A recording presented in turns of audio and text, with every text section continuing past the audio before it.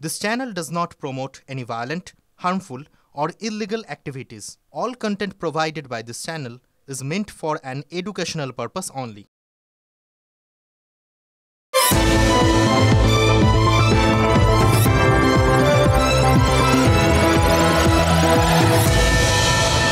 উলট পুরাণ বোধহয় একেই বলে। আমরা সবাই জানি যে কালকে ভোট ঘোষণা হয়ে গেছে। এবার ভোট যখন ঘোষণা হয়েছে যে এরপরে কেউ না কেউ একটা ভিক্টরি সাইন দেখাবেন, সেটা তো আমরা সবাই জানি।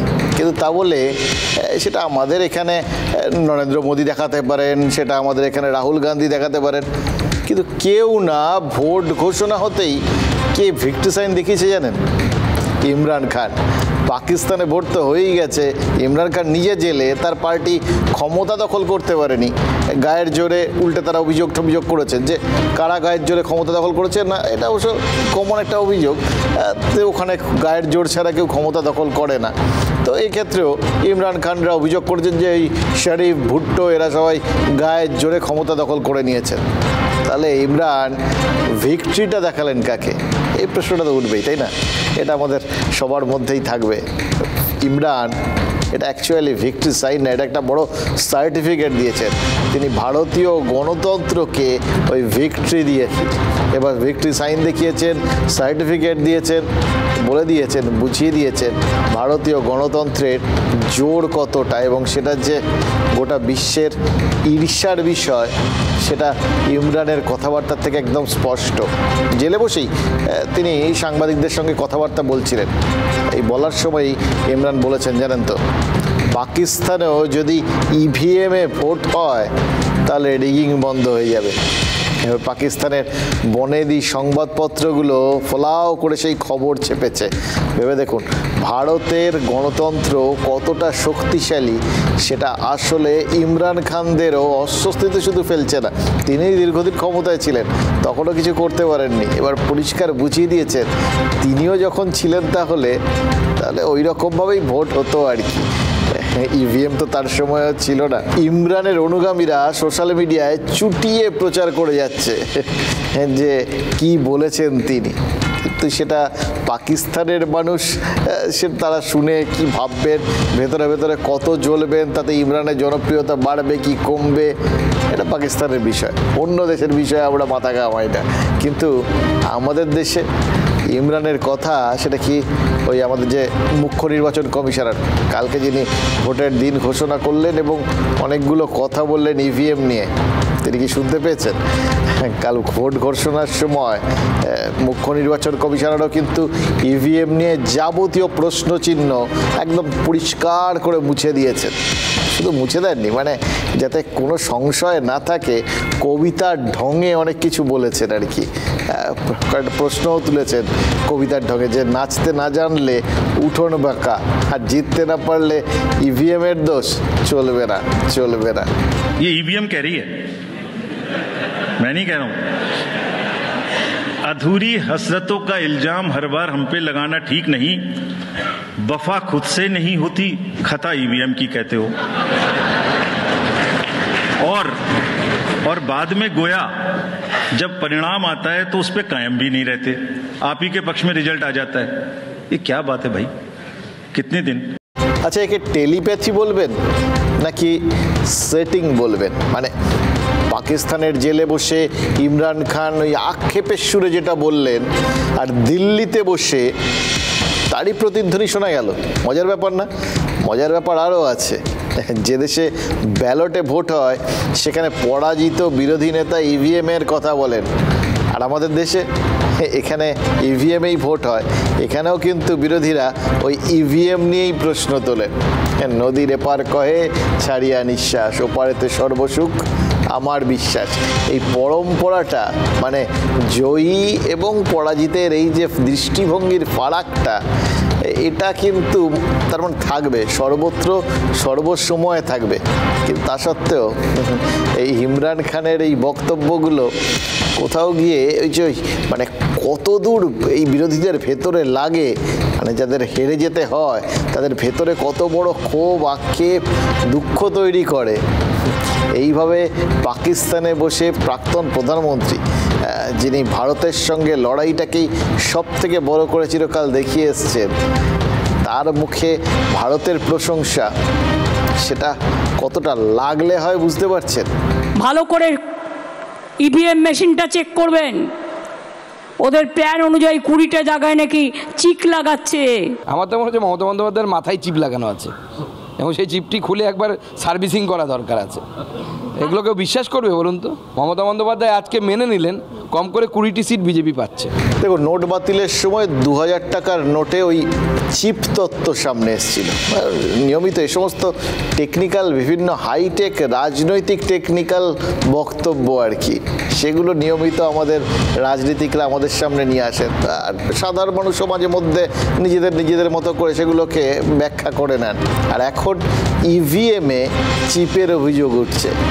ঘটনা যে ইভিএমে চিপ থাকে, শুধু 20টা কেন্দ্রের মেশিন নয়, সমস্ত ইভিএমেই চিপ থাকে, কারণ ওটা একটা ইলেকট্রনিক ডিভাইস। আমাদের যেরকম এটিএম কার্ডে দেখবেন চিপ টিপ থাকে আর কি, পৃথিবীর যে সমস্ত ইলেকট্রনিক জিনিসপত্রতে কিছু কাজকর্ম হয়, স্বয়ংক্রিয় কাজকর্ম হয়, সেগুলোর মধ্যে কিন্তু এই চিপ পাওয়া যায়। যেরকম মোবাইলের সিম কার্ডে চিপ থাকে, এরকমই ইভিএমেও চিপ থাকে। এবার সেগুলো বিদেশ থেকে গোপনীয়তা রক্ষা করে আমদানি করা হয়। এবার প্রথম দিন থেকে ইভিএমে চিপ রয়েছে। যারা কেন্দ্রের বিরোধী তারাও তো কোথাও শাসক দল, এবার তারাও কিন্তু ইভিএমের মাধ্যমেই, ওই চিপ দেওয়া ইভিএমের মাধ্যমেই ক্ষমতায় এসছে।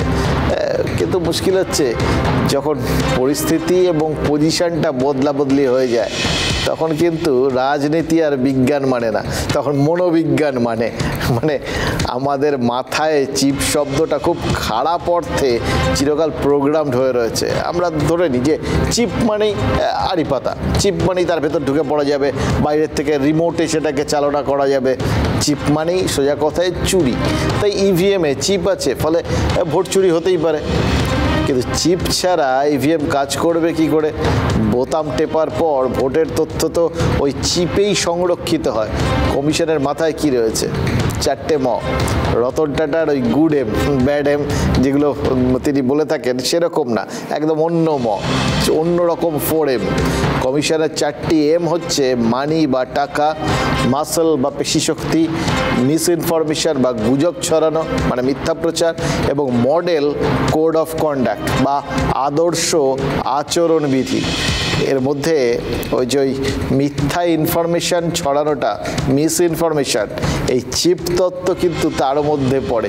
এবং এই সংক্রান্ত বিষয়গুলো বলা যায় না, যেভাবে এই 4Mটাকে এই চিপ তত্ত্ব বা বিভিন্ন কিছু ইভিএম নিয়ে প্রশ্ন প্রসঙ্গে চিফ ইলেকশন কমিশন সবার সামনে তুলে ধরলেন এবং তারপরেই 4M গেলেন, তাতে মনে হচ্ছে ওই কোথাও গিয়ে মিস ইনফরমেশনের আওতায় এবার কিন্তু ইভিএম নিয়ে তোলা প্রশ্নগুলো বা কেউ কিছু গুজব ছড়ালে সেগুলোও আসতে পারে।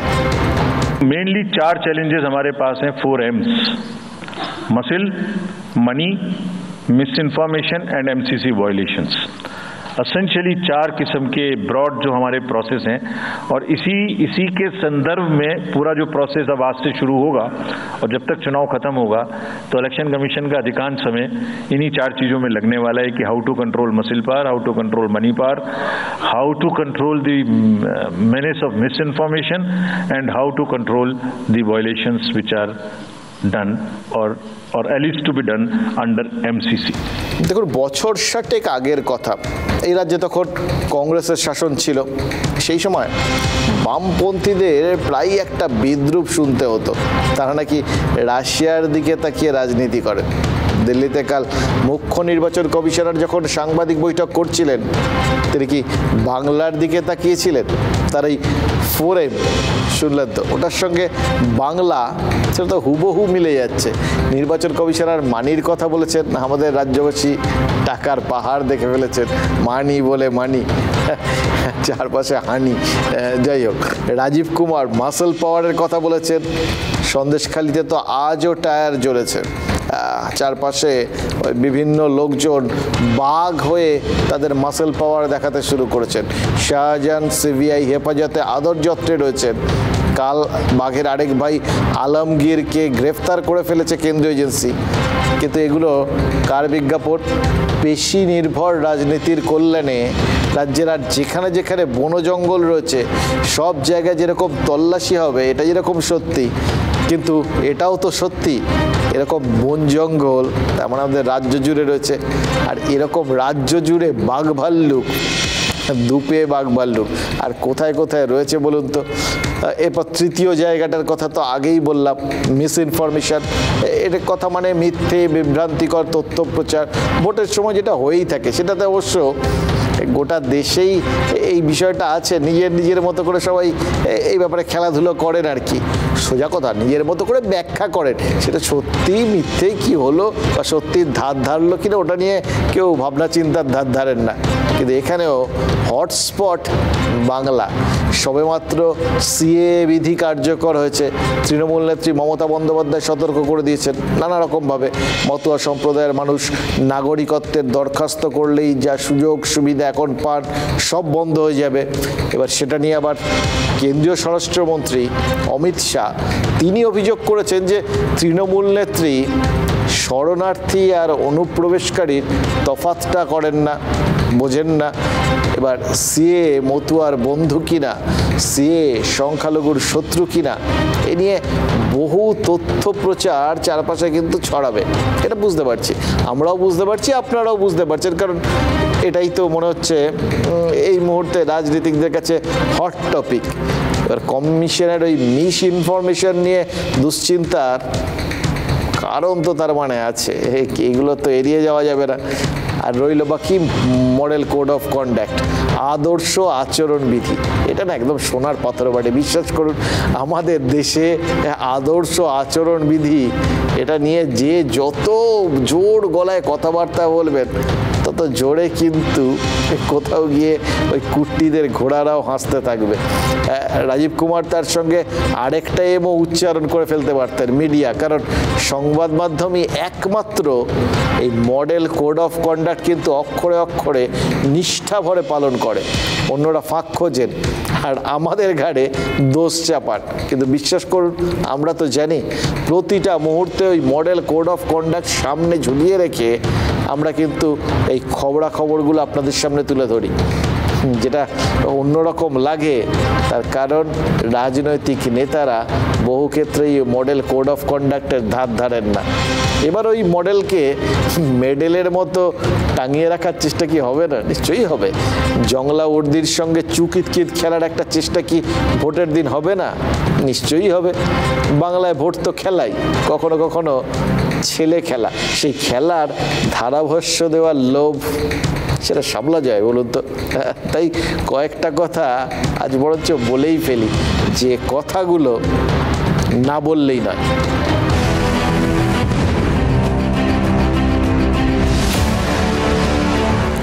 ওই যে বললাম মডেল কোড অফ কন্ডাক্ট, সোনার পাথর বাটি, 4M, এই বিভিন্ন বিষয়গুলো নিয়ে যদি একটু পেছন থেকে ভাবতে শুরু করেন, যত সামনে এগোবেন দেখবেন ধাক্কা খাচ্ছেন তত বেশি।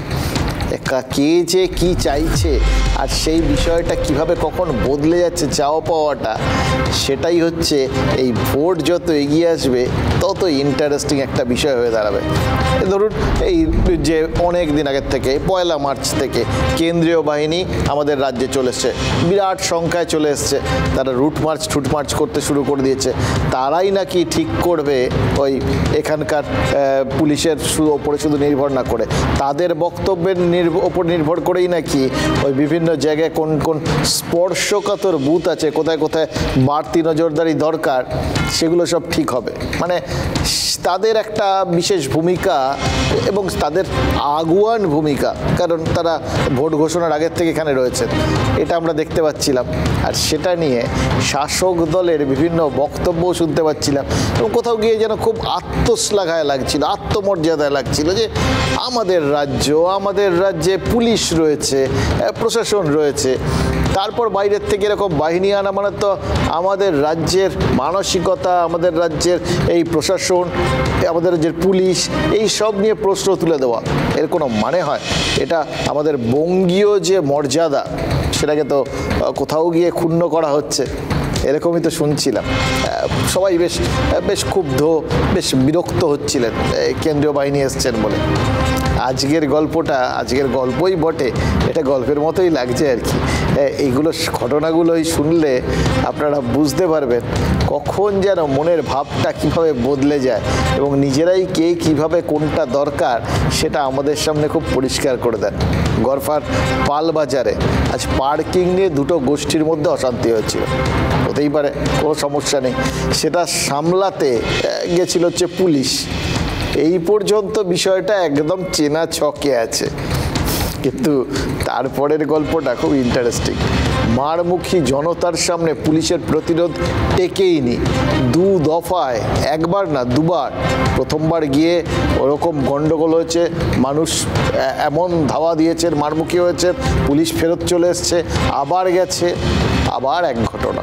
2 দফায় 3 জন পুলিশ কর্মী আহত হয়েছেন, এক এএসআই এর মাথা পর্যন্ত ফেটেছে। বুঝতে পারছেন, সাধারণ মানুষ ক্ষুব্ধ হয়ে এই রকম সব কাণ্ড ঘটাচ্ছে। পুলিশের ওপর ভয় আর ভক্তি কোন জায়গায় গেলে, আমরা সচরাচর বলার সময় বলতাম কি, প্রথমে পুলিশকে গিয়ে ওই উত্তেজিত জনতার সামনে পড়ে পিছু হটতে হয়, তারপর আবার বড় পুলিশ বাহিনী গিয়ে উত্তেজিত জনতাকে ছত্রখান করে দেয়। এটাই তো এতদিনের একটা মাথা লব্জ ছিল, যদিও মানে এটা খুব এক্সট্রিম কেসে হতো, নাহলে প্রথমেই পুলিশ গিয়ে জনতাকে ছত্রভঙ্গ করে দিত। আর এখন দ্বিতীয়বার পুলিশ গিয়েও মার খেয়ে ফিরে আসছে, সাধারণ মানুষ মারছে। কখন এটা হতে পারে ভাবুন তো। এরপর যে ঘটনাটা ঘটেছে সেটা আরও ইন্টারেস্টিং। টহল দেওয়া কেন্দ্রীয় বাহিনীকে সঙ্গে নিয়ে পুলিশ ফের ওই এলাকায় যায় এবং তারপর পুলিশ ওই অভিযুক্তদের গ্রেফতার করে। বুঝতে পারছেন এবার গোটা ব্যাপারটা? কাদের ওপর আলটিমেটলি আমাদের ভরসা করতে হবে? গড়ফার এই ঘটনাইটা তো প্রমাণ করে দিচ্ছে কারা কতটা ভয় এবং ভক্তিতে রয়েছে, কার প্রতি মানুষের পুলিশের প্রতি থাকার দরকার, তার বদলে ভয়টা কাদের মধ্যে কাজ করছে এবার বুঝতে পারছেন? রাজ্য প্রশাসন কাল বিকেল 3টের থেকেই কিন্তু ওই কমিশনের আন্ডারে, কেয়ার অফ কমিশন, আর প্রশাসন কেয়ার অফ হতেই কেয়ারফুল হয়েছেন রাজ্যপালও। পঞ্চায়েত নির্বাচনের সময়ও কেয়ার করেছিলেন, রাজভবনে পিস রুম খোলা হয়েছিল, তাতে অভিযোগও জমা পড়েছিল। এবার প্রশাসন হাত বদল হয়েছে, ব্যাস পিস রুমও আবার নতুন করে কাজ করতে শুরু করেছে, ফের ফোনে অভিযোগ গ্রহণ শুরু হয়ে গেছে। তাছাড়া পঞ্চায়েত নির্বাচনের সময় বিভিন্ন এলাকায় যে সমস্ত বাহুবলীর নাম এই রাজভবনে তখন সে সময় এসেছিল, সেগুলো তারপরে প্রশাসনের হাতে তুলে দেওয়া হয়েছিল। কি হয়েছিল সেটার ফলো আপ কে করেছে, কীভাবে করেছে আমরা জানি না, কিন্তু এবার নিশ্চয়ই সেইটার কথা মাথায় রেখেই কমিশনের কাছে নিশ্চয়ই কপি টপিগুলো যাবে, ওই বাহুবলীদের নামের তালিকা। এবার খেয়াল করে দেখুন, যতদিন নির্বাচিত সরকারের হাতে প্রশাসন ছিল, রাজভবন ওই পিস রুমের সিক্রেট সামনে আসেনি, আনতে দেয়নি। এবার কমিশন প্রশাসনের দায়িত্ব নিতেই রাজ্যপাল তথ্য বন্টন করে দিলেন, সব ওপেন করে দিলেন। পঞ্চায়েত নির্বাচনের সময় যারা ভোট করিয়েছিলেন, লোকসভা নির্বাচনের সময় তারা তো খঞ্জনি বাজাবে না, একটা অভ্যেস বলে তো একটা বস্তু আছে, তাই না? যে ওই বলে না, ঢেঁকি স্বর্গে গেলেও ধান মানে, তো যাদের যা কাজ তারা সেটা করবেই। ভোটারদের ভয় দেখানো যাদের চেষ্টা, যাদের কাজ, তারা তো সেই চেষ্টা করবেই, সেই কাজ করবেই। তাই সেই নামগুলো যদি কমিশন আর প্রশাসনের নিয়ন্ত্রণে থাকা ওই প্রশাসন এখনই পেয়ে যায়, 19 এপ্রিলের আগে বহু গুণধরকে তাহলে কিন্তু সতর্কতামূলক গ্রেফতার করা যাবে। বাকিটা ভোটের দিন কেন্দ্রীয় বাহিনী করবে। এবার বাহিনী তো অনেক দিন ধরেই আসছে, কিন্তু প্রতিবার কাজ করে কি, এই প্রত্যেকবার কিন্তু এই ভোটের পর বা ভোটের দিনের পর বারবার ওই একই জিনিস শুনতে হয়। এসছিল তো, কিন্তু ফাইনালি কি হলো? 2021-এ মুর্শিদাবাদে কেন্দ্রীয় বাহিনীকে একটা পার্কে দোল খেতে দেখা গেছিল বলে শোনা গেছে। আদালতের নির্দেশে 2023-এর পর পঞ্চায়েত নির্বাচনেও ওই বাহিনী এসছিল, কিন্তু সেই বাহিনী তাকেও তো কাজেই লাগানো হয়নি বলে অভিযোগ উঠেছে। তাই শুধু বাহিনী পাঠানো নয়, ওই একই ঘটনার পুনরাবৃত্তি না হয় সেটা নিয়ে কিন্তু কমিশন এবার অত্যন্ত কেয়ারফুল। তাই জন্যই কি ওই মালদা উত্তরের তৃণমূল প্রার্থী প্রসূন বন্দ্যোপাধ্যায় হঠাৎ কেয়ারলেস হয়ে গেলেন। মাত্র কয়েকদিন আগেই খাঁকি ছেড়ে খাদি পড়েছেন। কাল মালদা উত্তরের করিম সভায় গিয়েই কমিশনকে হুঁশিয়ারি দিয়ে এসছেন, একদম পুরো অবতার বদল আর কি। আগে কি ছিলেন, কি হইলেন আর কি। বাহিনী যদি বাড়াবাড়ি করতে আসে, কিছু করতে আসে, বলবেন প্রসূন বন্দ্যোপাধ্যায় আসছেন, ফোন করে দেবেন, আধ ঘন্টায় পৌঁছে যাবেন। কে বলছেন? একজন প্রাক্তন পুলিশ আধিকারিক, উচ্চপদস্থ IPS অফিসার। পাওয়া যায় কি দ্রুত রাজনীতির কি মহিমা ভাবুন তো। এটা এর থেকে দ্রুত মেটামরফোসিস আর সম্ভব না। অদ্ভুত বদল আর কি, রূপ বদল, ভোল বদল। কমিশন ভোট ঘোষণার সময় বলেছে বাহিনীকে বসিয়ে রাখা যাবে না, তার জন্য তারা আলাদা করে পর্যবেক্ষক পাঠাবে বলেছে। আর প্রসূন বন্দ্যোপাধ্যায় কমিশনকেই বসিয়ে রাখার কথা বলছেন। মালদা উত্তরের ঘাসফুল প্রার্থীর এটা বুকের পাটা নাকি ওই বললাম অদ্ভুত বিবর্তন, প্রয়োজনের তাগিদে বিবর্তন হয় বলে আমরা শুনেছি, জীববিজ্ঞানে যেটা বলে টালে আর কি। প্রয়োজনের তাগিদটা তাহলে কি, সেটাও কি আর বুঝিয়ে বলতে হবে?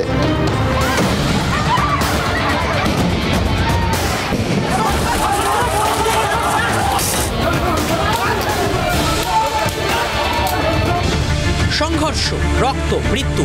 বাংলায় ভোট মানেই বারবার এই ছবি দেখতে অভ্যস্ত রাজ্যবাসী। অশান্তির পায়ে বেরি পড়িয়ে অবাধ ভোট করতে বাংলায় বেনজির কেন্দ্রীয় বাহিনী মোতায়েনের সুপারিশ করেছে জাতীয় নির্বাচন কমিশন। তাই ভোট ঘোষণার আগেই রাজ্যে চলে এসছে 150 কোম্পানি কেন্দ্রীয় বাহিনী। 7 কোম্পানি বাহিনী ইতিমধ্যে মালদা হয়ে পৌঁছে গিয়েছে। কর্মী সভায় সেই কেন্দ্রীয় বাহিনীকেই নিশানা করেছেন মালদা উত্তরের তৃণমূল কংগ্রেস প্রার্থী প্রসূন বন্দ্যোপাধ্যায়। প্যারামিলিটারি যদি ভয় দেখায়, আমার নাম প্রসূন ব্যানার্জি, मैं हूं ना। তৃণমূল প্রার্থীর দাবি, কেন্দ্রীয় বাহিনী ভয় দেখালে তিনি বুঝে নেবেন। কিন্তু জাতীয় নির্বাচন কমিশন তো ভোটারদের অভয় দিতেই কেন্দ্রীয় বাহিনীকে আনছে। फोर्स जितनी भी जा रही है किसी भी राज्य में, उसका डिप्लॉयमेंट रैंडमाइज्ड हो। ऐसा नहीं कि उस फोर्स को कहीं बैठा दिया, काम नहीं कर रही, या कहीं दूसरी जगह भेज दिया जहां जरूरत नहीं है। They will be randomising the force. Vote বাংলায় অশান্তির অভিজ্ঞতা থেকেই এ রাজ্যে 920 কোম্পানি কেন্দ্রীয় বাহিনীর সুপারিশ করেছে কমিশন। অথচ সেই বাহিনীকেই চ্যালেঞ্জ করছেন প্রাক্তন পুলিশ কর্তা তথা তৃণমূল প্রার্থী প্রসূন বন্দ্যোপাধ্যায়। শুধু বাহিনীকে দেখে নেওয়াই নয়, তৃণমূল প্রার্থীর নিশানায় কমিশনও। নির্বাচন সদনকে বসে রাখতে হবে এখানে, এই স্কুলেই ভালো করে জল টল মা বলেন আপনারা দিয়ে দেবেন। শুধু বলবেন প্রসূন ব্যানার্জি খেলতে এসছে। বুটের দপদপানি AK-47 SLR দিয়ে কিছু লাভ নেই। ডাকছি ঢুকবে আধ ঘন্টার মধ্যে, বুঝে নেবে সব, গ্রেনেড বুঝে নেবে, আইন কানুন অবজারভার বুঝে নেবে। মালদা উত্তরের তৃণমূল প্রার্থীর হুঁশিয়ারি শুনে বিজেপির পাল্টা চ্যালেঞ্জ। যে তৃণমূল কংগ্রেসের যত রকমের অকাজ কুকাজ আছে, এই ধমকানো চমকানো প্রতিটা মুহূর্তে আমরা নির্বাচন কমিশনের কাছে আমরা জানাবো। এবং যিনি আজকে এখানে ধমকাচ্ছেন, তিনি ভয় পেয়েছেন, উনি ভাবছেন ধমকালেই বোধহয় সব ঘরে ঢুকে যাবে, এটা মনে করেন না যেন। হাবভাব থেকে মনে হচ্ছে নায়ক সিনেমার অনিল কাপুর হতে চাইছেন। ভয়ে একটাই, মিস্টার ইন্ডিয়া সিনেমার অনিল কাপুরের মতো উবে না যান। শুভেচ্ছা জানাচ্ছি, ভোটে লড়তে নেমেছেন, ভালো করে ভোট লড়ুন। এতদিন এনারাই পুলিশ হয়ে তৃণমূলের হয়ে ভোট করিয়েছেন, এখন যদি গণতন্ত্রের পথে চলেন খুব ভালো, আদারওয়াইজ কিন্তু চাপ আছে। সেন্ট্রাল ফোর্সকে নিয়ে যে রাজনীতি বিজেপি, সেটা তো আমরা দেখেছি বিভিন্ন জায়গায়। তো এইরকম আশ্চর্য মানে আবদেরে বিসমিল্লাহ, এটা তো ভাবাই যায় না আর কি। কর্মজীবনে কেন্দ্রীয় বাহিনীকে ভোটের সময় পথ দেখাতেন। তৃণমূলের প্রার্থী হয়ে সেই বাহিনীরই পথ আটকানোর হুঁশিয়ারি। ভোট ঘোষণা হতেই নেতাদের হুমকির ফুলঝুরি শুরু হয়ে গেছে। তাতে কি লাভের লাভ কিছু হচ্ছে? দেখুন, প্রচার দুরকম হয়, 2 প্রকার প্রচার। কয় প্রকার আর কি বললে এটা বলা যায় আর কি, পরীক্ষার রেজাল্টে উত্তরের মতো, ইতিবাচক আর নেতিবাচক। এবার কত সিনেমা ভাবুন তো স্রেফ নেগেটিভ প্রচারে ভর করে বাজার ধরে ফেলে, দেখেছেন তো। এমন অনেক সিনেমা থেকে কবে রিলিজ হয়েছে কেউ জানে না, অথচ বিতর্কের মৌচাকে ঢিল পড়লেই মধু গড়িয়ে পড়ে বক্স অফিসে। ভোটের ময়দানটা সেটা তো এখন ওই খেলাধুলো হয় বটে, খেলার জগৎ হয়ে গেছে। সিনেমার জগৎ থেকেও যে খুব আলাদা তা তো নয়। সিনেমার বিভিন্ন নায়ক নায়িকারাই তো আপাতত দাপিয়ে বেড়াচ্ছেন, ফলে ওই সিনেমার চিত্রনাট্য বা ধরন ধারণ ভোটের বাজারে এসে গেছে। এই যে মালদা উত্তরের প্রার্থী প্রসূন বন্দ্যোপাধ্যায়কে কাল পর্যন্ত যে কজন চিনতেন তারা একরকমভাবে চিনতেন, আর এইবার যারা চিনতেন না তারাও চিনে যাবেন, কিন্তু অন্যভাবে চিনবেন। তাকে নিয়ে কথা হবে, ভালো হোক মন্দ হোক। সদ্য তৃণমূলে আসা পুলিশ অফিসারকে নিয়ে এত আলোচনা যদি না হয় তাহলে তার প্রার্থী হওয়াটাই বৃথা। এবং তার থেকেও বড় কথা, প্রার্থী হলে সবার আগে তো চারপাশে নিজের নামধামগুলো ছড়িয়ে দিতে হবে। যাদের যাদের কিছু সংশয় আছে তারা বিভিন্ন রকম জায়গার থেকে টিপস নিয়ে নেন বোধ হয়, কি দ্রুত নাম ছড়িয়ে যায় ভাবুন তো।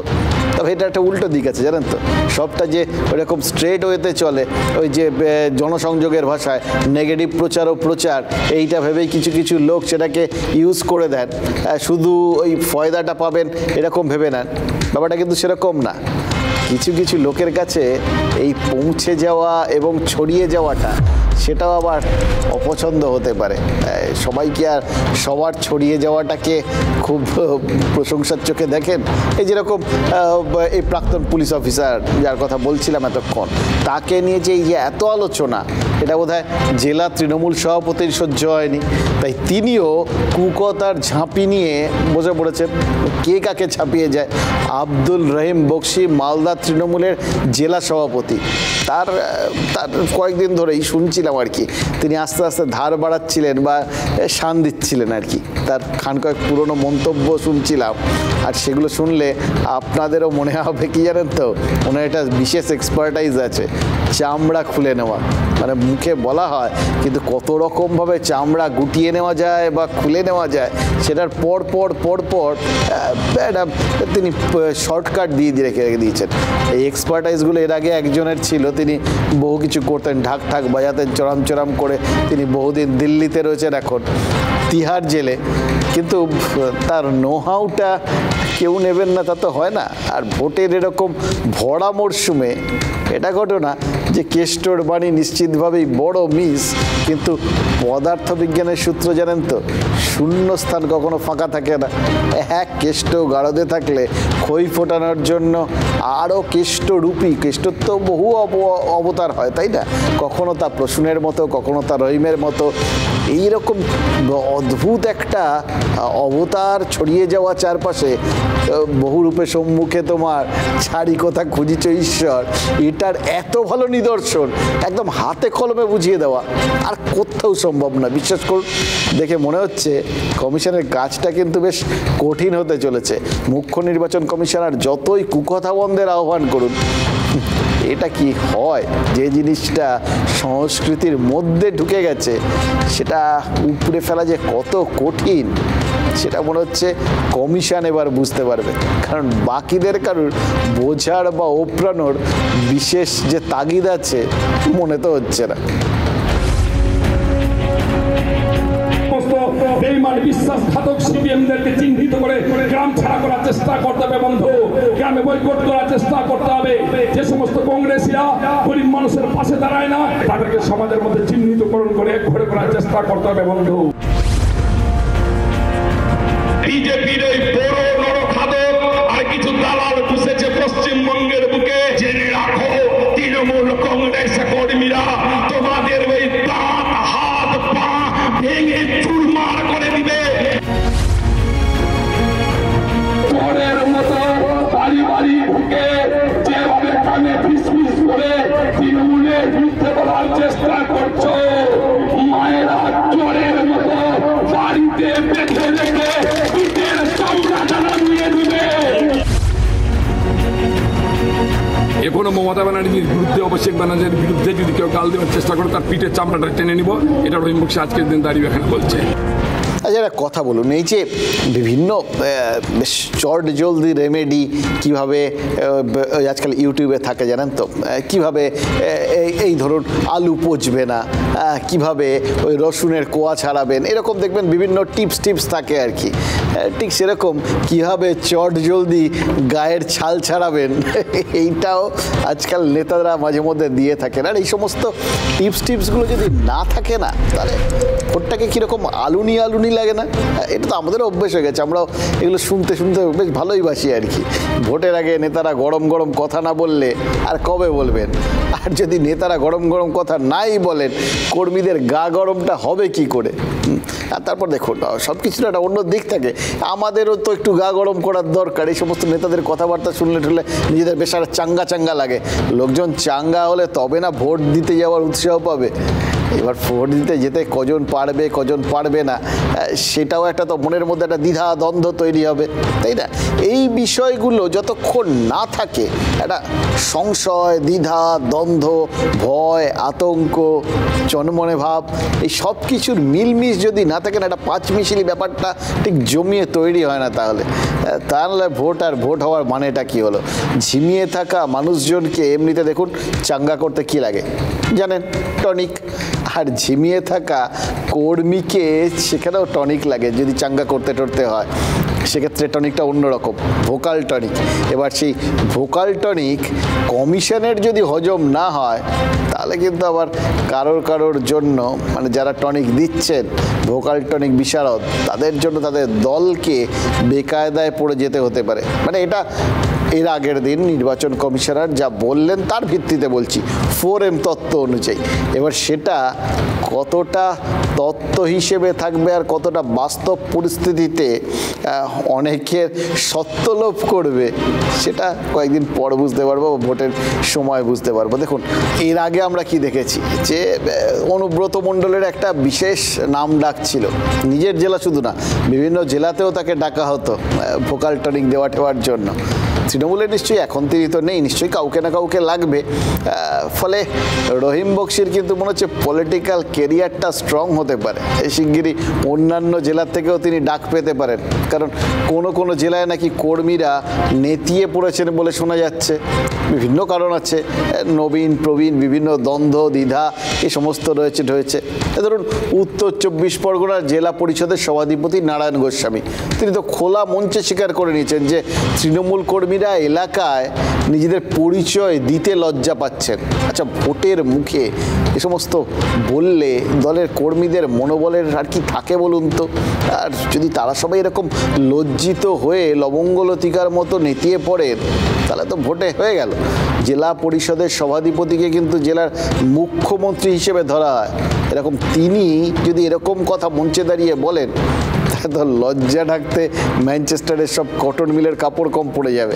নারায়ণ গোস্বামী, তার জেলা উত্তর 24 পরগনা, সেই জেলাতেই অবশ্য সন্দেশখালী। এইটা একটা পয়েন্ট, জেলা সভাধিপতি কি সন্দেশখালীকেই মাথায় রেখে ওই লজ্জার কথাটা বললেন? দেখুন সেক্ষেত্রে তাকে খুব বেশি দোষ দেওয়া যায় না, কিন্তু অনুভূতিগুলো নেতাদের ক্ষেত্রে মাঝে মধ্যে কোন অনুভূতিটা এক্সপেক্টেড আর কোনটা এক্সপেক্টেড না, এই বিষয়টা নিয়ে আমরাও খুব দ্বিধায় পড়ে যাই জানেন তো। আর এগুলো যখন মাঝে মধ্যে তার বাস্তবটা সামনে আসে, আমাদের মধ্যে ওই লজ্জা শব্দটা ভীষণভাবে কাজ করতে থাকে। এই অনুভূতি, এই অভিব্যক্তি, মানে লজ্জা, এটা কিন্তু সংক্রামক।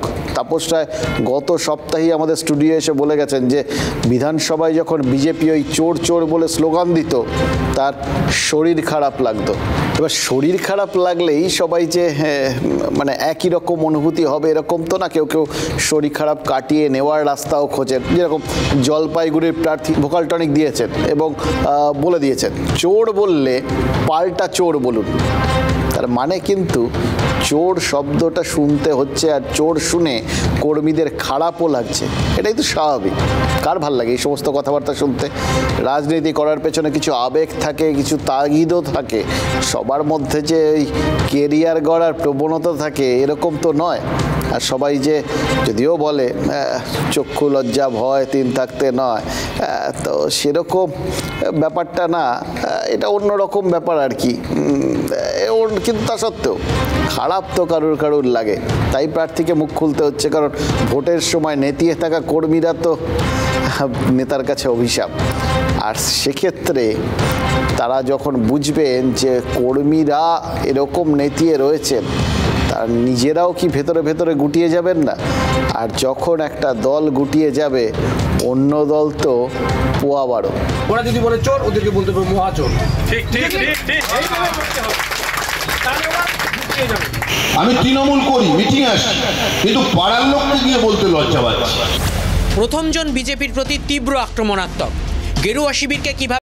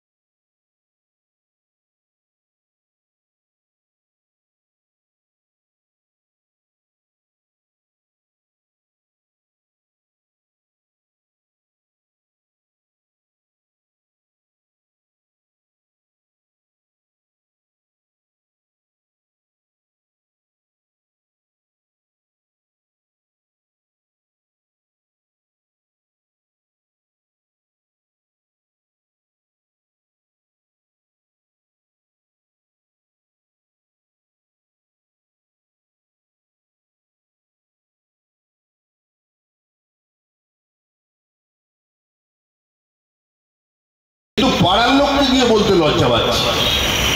সে চুপ করে বাদাম নিয়ে হেলান দিয়ে রেলের কামরার গায়ে হেলান দিয়ে দাঁড়িয়ে আছে। বাবা, ওর বাদাম বিক্রি হবে? বিক্রি হবে কেন? না, ও চিৎকার করিনি, আমরা তৃণমূল, কিন্তু মানুষের কাছে গিয়ে তৃণমূলের কথা বলতে গিয়ে লজ্জা। তৃণমূল কংগ্রেস করা এটা আমাদের কাছে সম্মানের। এটা তৃণমূল কংগ্রেস করলে মমতা ব্যানার্জির সাথে আছি, এটা আমাদের কাছে অহংকার, এবং এই অহংকার নিয়ে আমরা বাঁচি। তৃণমূল কর্মীদের উদ্দেশ্যে শাসক বিধায়কের বেফাঁস মন্তব্য নিয়ে কটাক্ষের সুযোগ হাতছাড়া করেনি বিরোধীরাও।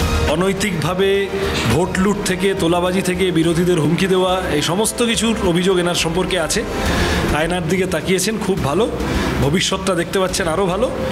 নাকি এইসব বলে আসলে ঘাসফুল থেকে পদ্মফুলে ট্রান্সফার হওয়ার রাস্তা তৈরি করছেন? এই ধরনের নারায়ণদের জনগণ নারায়ণ বলে মনে করে না। কিন্তু কেন তৃণমূল কর্মীরা যে দল করেন তার নাম নিতে পাচ্ছেন না? সন্দেশখালী কাণ্ডের পর কি মানুষের কাছে যেতে লজ্জা পাচ্ছেন শাসক দলের কর্মীরা? সেটাই কি মেনে নিলেন তৃণমূল বিধায়ক? দেখুন, ব্রিটিশ আমল একটা হিসেব ছিল, দেশীয় রাজাদের জন্য এই হিসেবটা কাজ করতো। ব্রিটিশ সম্রাটের দরবারে যে যত তোপের সালামি পেতেন, তিনি তত বড় রাজা। এখন যেরকম ওই গান স্যালুট দেওয়া হয় আর কি, এখন ইদারিং আমরা রেগুলার বেসিসে গান স্যালুট শুনছি, ফলে আমরা জানি যে গান স্যালুট বিষয়টা কি। তখন সেরকম কিন্তু তোপের সালামি দেওয়া হতো। বাংলার রাজনীতিতেও বোধহয় ভোট ঘোষণার পর প্রথম দিনটা নির্বাচন কমিশনকে সালামি দিল। পঞ্চায়েত নির্বাচনে ভোট ঘোষণার পর লাশ পড়েছিল, এবার প্রাণহানি হয়নি, তবে আগুন জ্বলল, রক্ত ঝরল। গঙ্গারামপুরে মার খেলেন বিজেপি কর্মী, পাণ্ডবেশ্বরে বিজেপি নেত্রীর দোকান জ্বালিয়ে দেওয়া হলো। এবার মুখ্য নির্বাচন কমিশনার বলেছেন যে কেন্দ্রীয় বাহিনীকে বসিয়ে রাখা যাবে না, তাই হয়তো ওই আধা সেনা ওই জওয়ানদের জন্য যাতে তাদের বসে থাকতে না হয়, তাহলে তো এই কাজের ব্যবস্থা করা হচ্ছে। কমিশনের কথা তো আর অগ্রাহ্য করা যায় না। কে বলে বাংলায় কর্মসংস্থান নেই? বিজেপি রাজ্য সভাপতি সুকান্ত মজুমদারের নির্বাচনী কেন্দ্রে বিজেপি কর্মীকে বাঁশ পেটায়।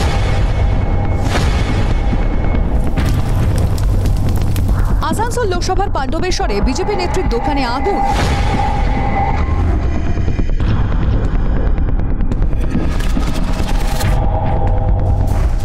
2019-এর মতো 24-এও বাংলায় 7 দফায় ভোট হচ্ছে। সবথেকে বেশি কেন্দ্রীয় বাহিনী মোতায়েন হওয়ার কথা এ রাজ্যে। শনিবার ভোট ঘোষণা হতে না হতেই দিকে দিকে আক্রান্ত বিরোধীরা। দক্ষিণ দিনাজপুরের গঙ্গারামপুরে বেধড়ক মার খেলেন বিজেপি কর্মী জয়দীপ দাস। বিজেপি কর্মীর ভাইয়ের বউ গত পঞ্চায়েত ভোটে পদ্মফুল প্রতীকে প্রার্থী হন। জয়দীপের দাবি সেই থেকেই তিনি তৃণমূলের টার্গেট, যদিও তা মানতে নারাজ শাসক দল। আমার একটা ক্যান্ডিডেট ছিল বাড়িতে, আমার ছোট ভাইয়ের বউ বিজেপি প্রার্থী হয়েছিল। হ্যাঁ, বিজেপি করেন, সেই কারণে কি তাহলে মারধর করেছে? সেখান থেকে না, আমাদের তৃণমূল কংগ্রেসের লোকজন মারধর করেনি, করেছে বলে আমার মনে হয় না। এখন মিথ্যে অভিযোগ ওরা করতেই পারে। দলীয় কর্মীকে মারধরের ঘটনায় পুলিশকে বিঁধেছেন সুকান্ত মজুমদার। এই গঙ্গারামপুরের আইসি যে ধরনের আমরা তার ব্যবহার দেখতে পাচ্ছি, আমাদের রাজ্য কেন্দ্রীয় নির্বাচন কমিশনের কাছে এদের বিরুদ্ধে কমপ্লেন করার কোনো পথ থাকছে বলে আমার মনে হচ্ছে। যে পুলিশ দাদা দিদিদের কথাই চলবে তার চাকরি যাবে। উত্তরবঙ্গে বিজেপি কর্মীকে মারধরের নাম জড়িয়েছে তৃণমূলের। দক্ষিণেও নিশানায় গেরুয়া শিবির। পুরে ছাই হয়ে গেল পাণ্ডবেশ্বরের বিজেপি নেত্রী রীনা ঠাকুরের দোকান। তৃণমূল ছেড়ে বিজেপিতে আসার কারণে শাসক দলের হামলা বলে অভিযোগ রীনার। আমার উপরে 70-80 জন এসে আমার উপর হামলা করলো, সেটাও আমি বরদাস্ত করলাম। আবার এবার আমার ঘুমটি চালিয়ে দিল ওরা। তৃণমূলী দুষ্কৃতীরা আমাকে পানে মারারও ধমকি দিচ্ছে। আমাকে বলছে তুই বাড়িতে থাকবি, তোর বাড়িতে আগুন লাগিয়ে তোকে পুড়িয়ে মেরে দেবো, সেটাও ধমকি দিচ্ছে। দলীয় নেত্রীর দোকানে অগ্নিসংযোগের ঘটনায় নির্বাচন কমিশনে নালিশ জানাবে বিজেপি, যদিও তা আমল দিচ্ছে না তৃণমূল। মহিলা নেত্রী বাড়িতে আক্রান্ত হয়, মহিলারাই সুরক্ষিত নেই বাংলাতে। কমিশন জানাবো, ডিএমকে জানাবো, এর বিরুদ্ধে আমরা যা যা করতে হয়, রাস্তায় নামতে হয়, আমার নামবো। বিজেপি সব জায়গাতে সন্ত্রাসের নাম করে নিজেরা জায়গা করার চেষ্টা করছে। সিবিইডিকে লেলিয়ে দিয়ে বাংলার মাটিতে তারা এখনো ঢুকতে পারেনি। গত পঞ্চায়েত ভোট পর্বে বোমাবাজি, গুলি, রক্তপাত দেখেছে বাংলা। এবার লোকসভা ভোটেও অশান্তির বাতাবরণ। মার খাচ্ছে সেই বিরোধীরা, আর কাজ করায় তৃণমূল। এবার কমিশনের ওই দ্বিতীয় এর চ্যালেঞ্জটার ব্যাপারে আসি। চ্যালেঞ্জ কি কম পড়িয়েছে? Muscle power. সেটা কিন্তু গঙ্গারামপুর আর পাণ্ডবেশ্বরের ট্রেলার দেখিয়ে দিল। দেখতে হবে যে বাংলায় লাশহীন ভোট কমিশনের কাছে কতটা চ্যালেঞ্জিং হয়। এমনিতেই এবারের ভোটে কিন্তু চ্যালেঞ্জের ছড়াছড়ি, সবাই চ্যালেঞ্জ ছুটতে শুরু করে দিচ্ছেন। অভিষেক বন্দ্যোপাধ্যায় তার জনগর্জন প্রচারকে সেই চ্যালেঞ্জের মোড়কেই তো মুড়েছেন। প্রত্যেকটা সভায় বিজেপিকে চ্যালেঞ্জ করছেন।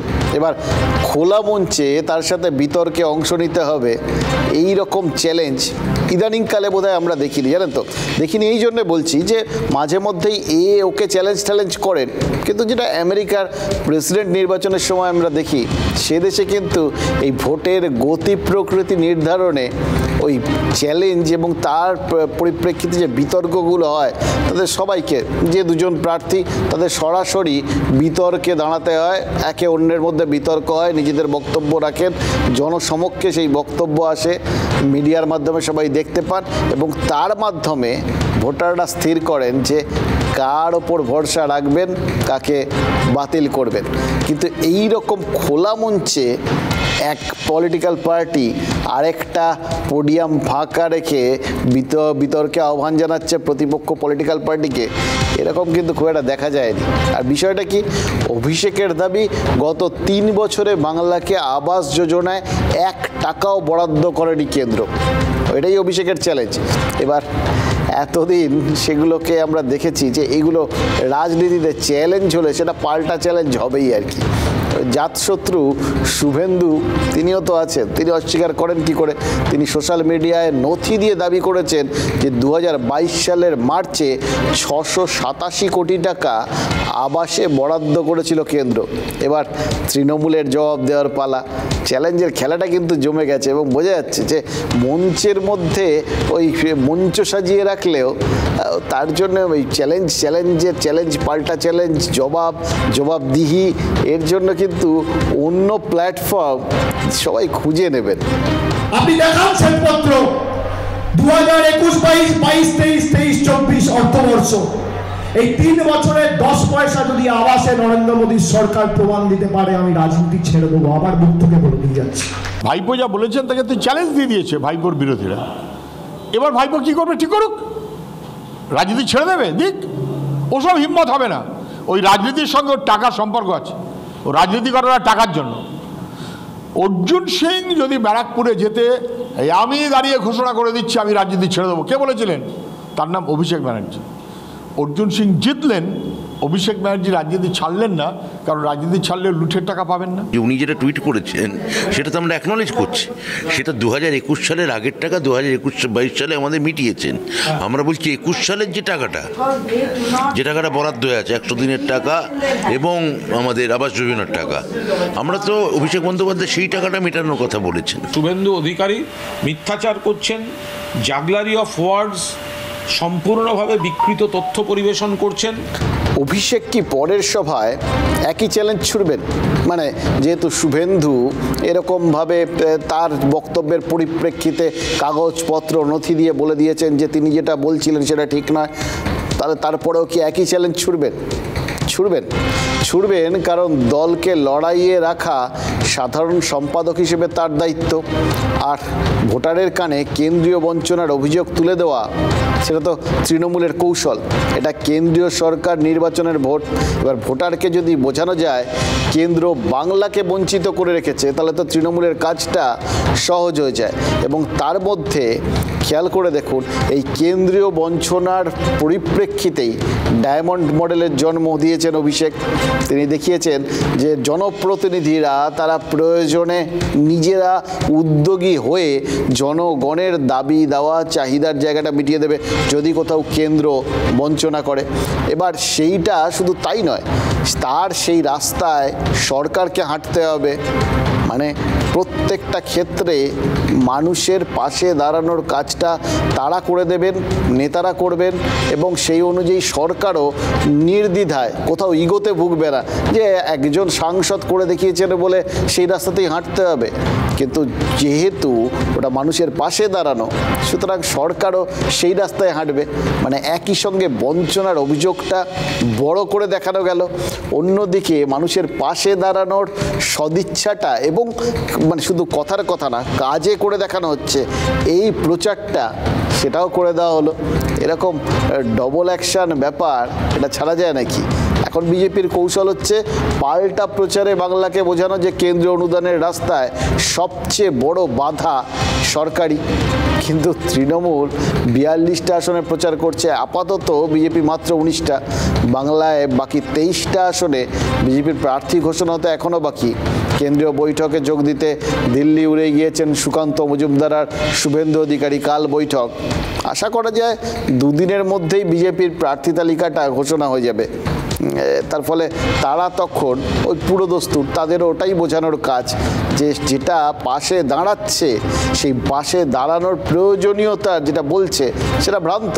কারণ ওই গোটা জায়গাটা লোক দেখানো, পাশে দাঁড়ানোর পরিস্থিতি ওরাই তৈরি করে দিয়েছে, সরকার তৈরি করেছে। এখন পর্যন্ত যে টাকাগুলো দেওয়া হয়েছিল, ওই যেটা শুভেন্দু হিসেব দিয়ে দেখালেন যে মাঝখানে 22 সালেও টাকা এসছে, সেই টাকাগুলোর পর বাকি সময় টাকা দেওয়া হয়নি। তার কারণ কি? ওই টাকাগুলো যেগুলো দেওয়া হয়েছিল তার হিসেব দেওয়া যায়নি, এটাই তো তারা বলে থাকছেন। ফলে এই দুটো প্রচার আবার কয়েকদিনের মধ্যে আরও বেশি জমবে। মানে সব প্রার্থী ঘোষণা হয়ে গেলে এই প্রচারটা তুঙ্গে উঠবে, এটা তো বুঝতে পারছি। প্রচার পাল্টা প্রচার, প্রচারের চ্যালেঞ্জ। কিন্তু বামেরা কি করবে? এটা কিন্তু বড় প্রশ্ন। এখন পর্যন্ত 17টা আসনে বাম প্রার্থীর নাম ঘোষণা হয়েছে। আজ সর্বশেষ ঘোষণা, আলিপুরদুয়ারে বাম প্রার্থী মিলি ওরাও।